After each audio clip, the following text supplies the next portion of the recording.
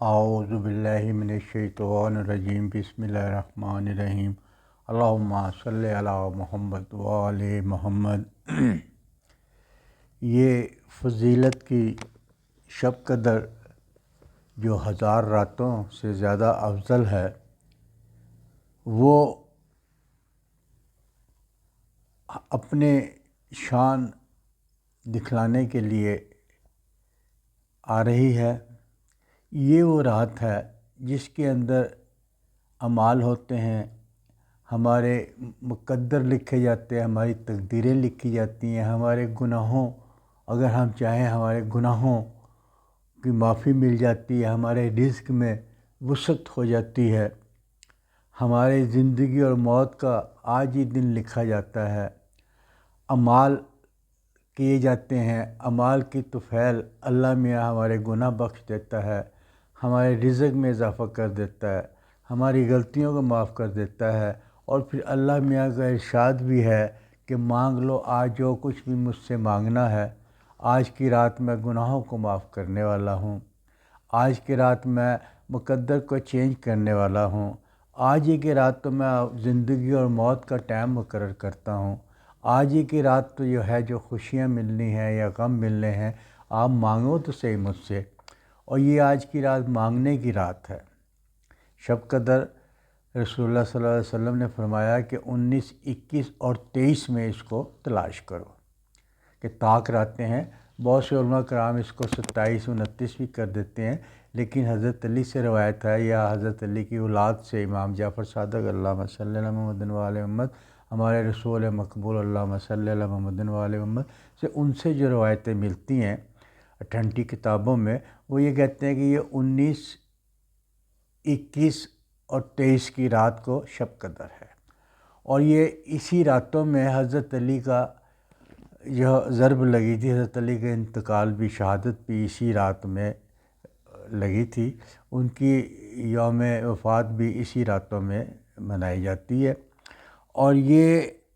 اصل میں تقدیر تو 19ویں رات میں بدل دی جاتی ہے،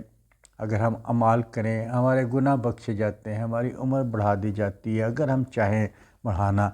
اور اس کے بعد یہ 21ویں رات کو، یہ مولا کا فرمان بتا رہا ہوں کہ، اور 21ویں رات کو اس پہ مطلب یہ نا اپنا 17، 19 اور 21 جو رات ہے نا، 17 کی رات، 19 کی رات کو تقدیر لکھی جاتی ہے، 19، 21، 23، 19 کی رات کو تقدیر لکھی جاتی ہے، 21 کی رات کو اس کو دوبارہ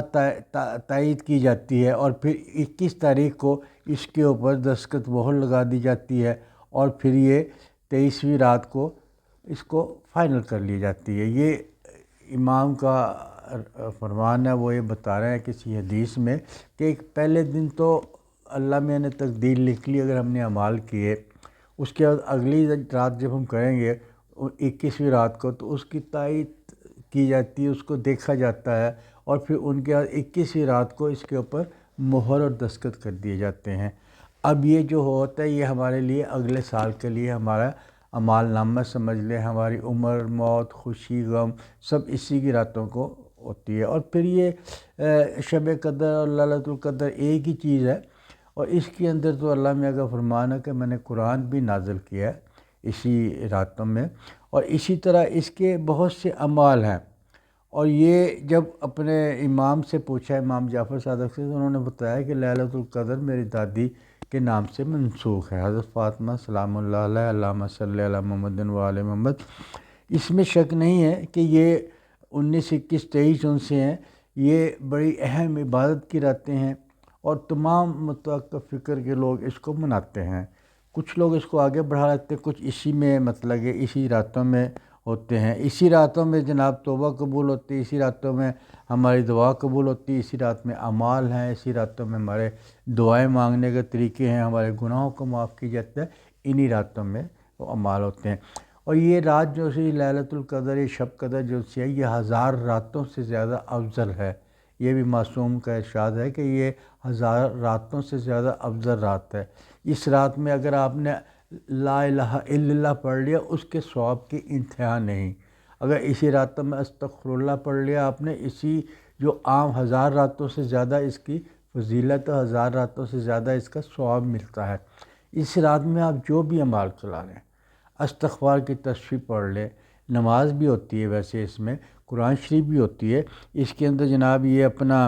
اپنے گناہ بخشنے کے لیے استغفار کیا جاتا ہے، اور اس کے اندر شکرانے کی نماز بھی پڑھی جاتی ہے کہ اللہ میں تو نے مجھے توفیق دی کہ میں یہ شب منا سکوں۔ اور پھر اس کے اندر 2 رکعت پھر مطلب کہ پڑھی جاتی ہے مرحومین کے، جتنے بھی ہمارے مرحومین ہیں جو مومن مومنات اس دنیا سے چلے گئے، ان کی مغفرت کے لیے بھی آپ دعا پڑھ سکتے ہیں۔ آپ یقین کریں کہ اگر آپ ان کے لیے دعا پڑھیں گے تو بہت زیادہ وہاں آپ کا ثواب اکٹھا ہوا ہوگا، اور وہ لوگ بڑے خوش ہوتے ہیں جب آپ کوئی یہاں سے مرحوم کے لیے کوئی فاتحہ بھیجتا ہے۔ اور کچھ ایسے بھی لوگ ہیں دنیا میں جو جا چکے ہیں، جن کا پڑھنے والا کوئی نہیں، یا ان کو سمجھ نہیں ہے، یا وہ جاہل لوگ ہیں، ان کو اعمال کا ثواب کا کوئی پتہ نہیں ہے، ان کے لیے تو کچھ بھی نہیں جاتا۔ آپ جب بھی کبھی فاتحہ پڑھیں اپنے مرحومین کے لیے پڑھیں، ساتھ ایک جملہ یہ بھی پڑھ لیا کریں، پروردگار میرے والدین کو یا میرے بہن بھائی کو اس کا ثواب پہنچے، اور اس کے ساتھ جو مومن مومنات اس دنیا سے چلے گئے اس کا ثواب ان کو بھی پہنچے۔ یقین کریں گے وہ بہت خوش ہوں گے، وہ دعائیں دیں گے، اور یہ نہیں کہ اس کا ثواب ان کو کمی نہیں ہوگی کسی ثواب میں۔ اگر والد کے لیے صرف پڑھ رہے ہیں تو والد کو جب فاتحہ پڑھ کے ہٹے تو ثواب میں کمی نہیں ہوئی، یہ اس میں سب میں تقسیم بھی ہو جائے گی تو اتنا ہی ثواب ان تک پہنچے گا۔ تو اس رات میں استغفار بھی پڑھی جاتی ہے۔ اس رات میں 100 دفعہ سبحان اللہ، 100 دفعہ الحمد شریف، 100 دفعہ اللہ اکبر یہ بھی پڑھی جاتی ہے۔ آپ ویسے تو کتابوں میں اور جنتیوں میں اس کے اعمال پڑھ جائیں گے، لیکن میں یہ کہتا ہوں کچھ نہ دیکھیں، آپ کچھ نہ دیکھیں۔ آپ نے آج کی رات جاگنا ہے، آج کی رات عبادت کرنی ہے، کچھ حصہ اپنے پچھلے گناہوں کے لیے وقف کر دیں کہ استغفر اللہ ربی توب اللہ، استغفر اللہ ربی توب اللہ، پروردگار میرے سے بہت غلطی ہوئی،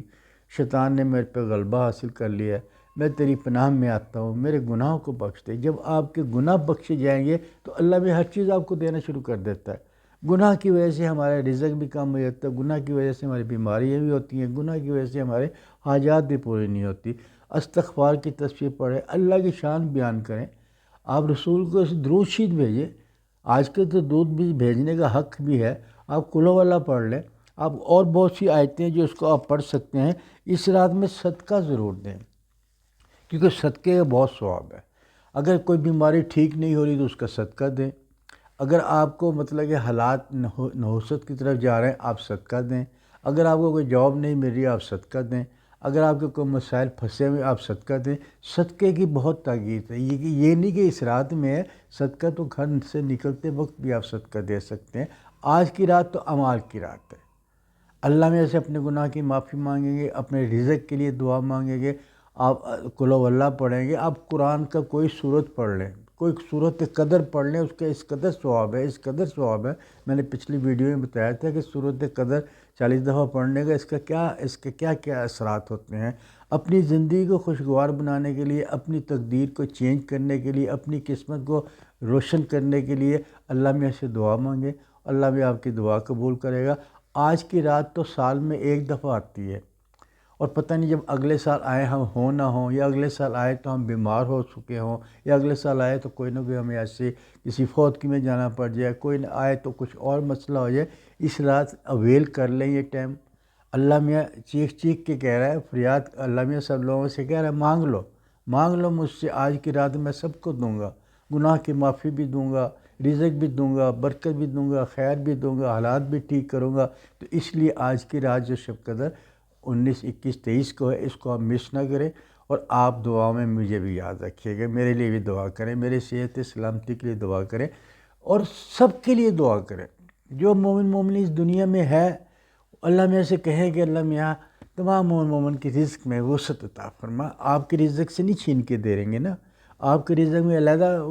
بڑھا دیں گے، اللہ میاں ان کے رزق بھی دیں گے، ہو سکتا ہے آپ کی دعا قبول ہو۔ پروردگار جو بیمار ہیں ان کو شفا دے دے، پروردگار جن کی بچیوں کے نصیب نہیں کھلے ان کے نصیب کھل جائے، جن کی اولاد نہیں انہیں اولاد درینہ عطا فرما، جو بے قصور جیل میں ان کو رہائی بتا، یا اللہ جو بے روزگار ہے ان کو روزگار پہ دے، یا اللہ جن کے رزق میں کمی ہے ان کے رزق میں وسعت عطا فرما۔ یہ سب دعائیں سب کے لیے پڑھا کریں، اور جب آپ کسی کے لیے پڑھیں گے تو لوگ آپ کے لیے پڑھیں گے۔ اگر آپ کو میری ویڈیو پسند آئی تو اس کو لائک کیجئے، شیئر کیجئے، اور اس کو سبسکرائب کیجئے۔